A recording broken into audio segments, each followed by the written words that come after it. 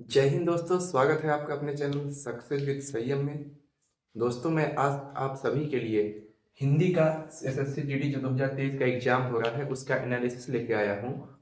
और आपको मैं बता दूं कि मेरा एग्जाम 10 जनवरी को हो गया है। इसी 10 जनवरी जो था सेकेंड शिफ्ट में मेरा एग्जाम हो चुका है। तो अभी तक के जितने भी शिफ्ट हो रहे हैं उन सभी शिफ्टों को एनालिसिस करने के बाद मैंने क्या देखा, क्या पाया और क्या आप लोगों के सामने मैं लेके आया हूँ। तो इसमें आप वीडियो ध्यान से देखिए। केवल हिंदी के बस इन टॉपिक्स से प्रश्न बन रहे हैं। अभी तक का जो एनालिसिस है, आज 3 दिन हो गए, अभी तक का जो रिव्यू आ रहा है तो वो यही आ रहा है कि एक दो क्वेश्चन छोड़ दिए जाए तो बाकी सब एक ही टॉपिक से बन रहे हैं क्वेश्चन। तो वो टॉपिक कौन कौन से हैं, कहाँ कहाँ से कैसे क्वेश्चन पूछे जाएंगे, वीडियो को आप लास्ट तक देखिए। चलिए वीडियो को स्टार्ट करते हैं। इसके पहले मैंने मैथ्स का रिव्यू दिया है तो मैथ्स आप देख सकते हैं। उसके बाद मैं रीजनिंग का भी अभी रिव्यू देके डाल दूंगा उसकी वीडियो। तो आप लोग जो है अच्छे से वीडियो को पूरा देखिएगा, ध्यान से देखिएगा, कौन से टॉपिक्स पढ़ने हैं उस पर देखिएगा। सबसे पहला टॉपिक आपका है विलोम।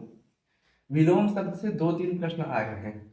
2-3 क्वेश्चन विलोम से आने ही आने वाला है। ये जान लीजिए कि किसी में 2 पूछ लेगा है, किसी में 3। ये पहले शिफ्ट से लेके अभी तक चल रहा है 3 दिन बाद तक। तो इसे आप लोग ध्यान दीजिएगा। और उसके बाद ये जैसे टेलीग्राम ग्रुप है तो टेलीग्राम ग्रुप का लिंक इसी वीडियो के डिस्क्रिप्शन में मिल जाएगा। आप वहां से टेलीग्राम ग्रुप में ज्वाइन हो जाइए और जो भी क्वेश्चन आपके होते हैं आप उसमें से कोई भी मैसेज कर सकता है। आप लोग भी अपना मैसेज उसमें डाल सकते हैं। मुझसे कोई डाउट पूछना है तो उसे आप पूछ सकते हैं, क्योंकि मैं पिछली बार मेडिकली क्वालिफाई हुआ था, फाइनल मेरिट में मेरा नहीं हो पाया था। इस बार भी मैं एग्जाम दिया हूँ और एग्जाम मेरा हो चुका है, तो मैं उस बेसिस पे आपको अच्छे से गाइड कर सकता हूँ। उसके बाद आप देखेंगे पर्यायवाची से 2 से 3 शब्द बन रहे हैं, 2 से 3 प्रश्न बन रहे हैं। अब पर्यायवाची से आप सोचेंगे कि किसी में 2 आ जाएगा, किसी किसी में 3। ये 2 से 3 इसीलिए मैंने लिखा है क्योंकि मेरे में 2 आया था, विलोम विलोम मेरे में 3 आया था। तो किसी किसी में ये 3 हो जाएगा, 2 हो जाएगा, तो उसका रेशियो आप लोग समझ लीजिए कि आपको विलोम पर्यायवाची पढ़ के जाना है। यही 7 टॉपिक्स हैं, यही 7 टॉपिक को आप पढ़ना है। जैसे कि पहला विलोम, दूसरा पर्यायवाची, तीसरा मुहावरा। मुहावरे से 2 प्रश्न बन रहे हैं। मुहावरे से आपके आने ही आने वाले लोकोक्तियां मुहावरे जो होते हैं उनसे 2 प्रश्न आपके बनेंगे। आप लोग मुहावरे को अच्छी तरीके से पढ़ लीजिए। बहुत हार्ड नहीं आएगा, एकदम ईजी। हिंदी किस लेवल की आप अगर पूछेंगे मुझसे तो एकदम ईजी। हिंदी में कोई बहुत नहीं आ रहा है, बस 2-3 क्वेश्चन ऐसे हैं जो आपको थोड़ा सा सोचने पे मजबूर करेंगे। बाकी सभी क्वेश्चन अच्छे से आ रहे हैं। हिंदी करने लायक आ रही है 18, 19, 20। तो आप लोग आराम से बस ये टॉपिक पढ़िए।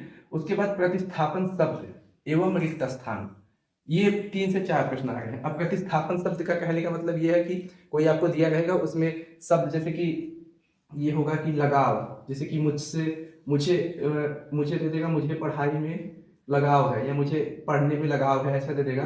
और लगाव की जगह दे देगा कि इसमें कौन सा आएगा, तो ये नीचे दे देगा यहाँ पे चाहत।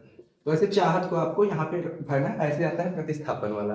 और एक स्थान में तो आपको लोग पता ही है कि वो खाली स्थान रहेगा, उसको आपको भरना है। तो ऐसे 3 से 4 प्रश्न बन रहे हैं। किसी किसी में 2 प्रतिस्थापन 1 रिक्त स्थान पूछ रहा है, किसी किसी में 2 प्रतिस्थापन 2 रिक्त स्थान। तो ये 3 से 4 प्रश्न आप इसके मान सकते हैं। उसके बाद गद्यांश का आप आएगा तो गद्यांश में 5 प्रश्न पूछे जाएंगे, जो कि बहुत लोग बहुत ही आरडब्ल्यू पे जैसे कि दे रहा था कि 2 ही जो है 2 या 3 देते थे वो खाली स्थान मतलब गद्यांश। तो गद्यांश के लिए 2-3 नहीं आ रहा है, 5 आ रहा है। बाकी जो और सब टेक्स्ट बुक वगैरह पे शायद 5-5 आज देते थे, तो वही चीज है कि 5 आ रहे हैं, लेकिन ईजी आ रहे हैं। जो मैं ईजी लिखा हूँ ये 5 प्रश्न ईजी आ रहे हैं गद्यांश में। इनमें दिक्कत आपको नहीं होने वाली है, आप चाहे आरडब्ल्यू पे दिए हो चाहे जहाँ पे टेस्ट दिए हो।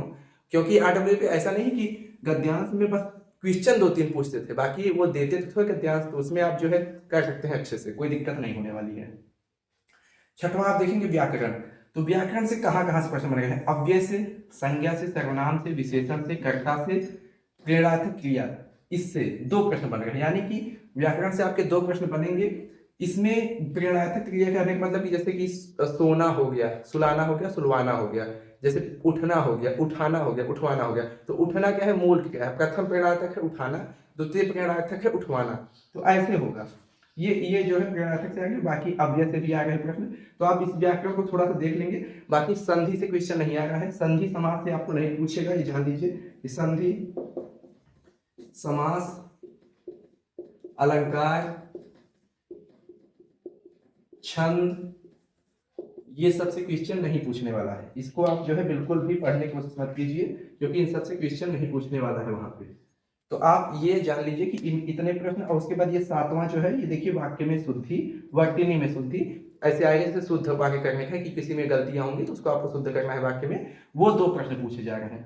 तो आप अगर पूरा देखेंगे प्रश्न कितने कहाँ कहाँ बन गए, तो आप देखिए ये 2 से 3 प्रश्न हो गया, 3, और ये 2 से 3, तो इन दोनों को मैं 5 मानता हूँ, 5 आपके आएंगे, तो 5 ये हो गया, फिर 5 2 7 ये हो गया, 7 3 10, आपको 3 ही मानिए इसको, तो 10 होगा।